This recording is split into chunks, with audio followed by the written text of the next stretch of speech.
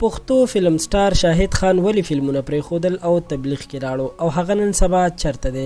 د هغه د ژوند مکمل حقیقت او انټرویو هم دلته وګورئ چې رښتیا شاهد خان فلمونه پرېښي او کنه هسې خبرې دي.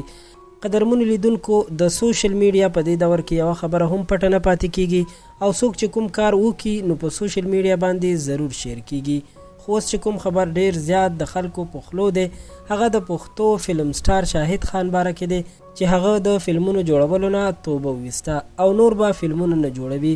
خو دوستانو، څومره معلومات چې موږ وکړل تر کومه چې د فلمونو جوړولو خبره ده، نو فلمونه یې ځکه نن سبا کم راځي چې د کورونا په وجه باندې فلمونو کې کار کم کړی دی، ځکه چې سینماګانو ته خلک نه راځي او حکومت سینماګانې بندې کړي دي.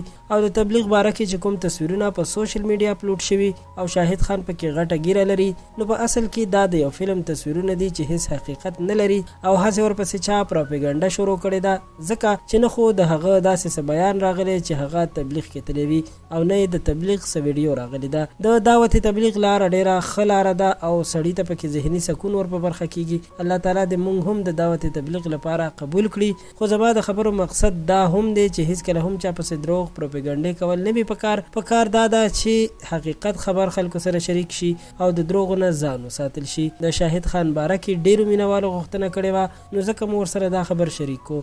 ستاسو ډیره زیاته مننه کوم چې دا ویډیو مو راسره تر اخره وکتله. هنر کلیک چینل خامخا سبسکرایب کړئ. خوشحاله اوسئ.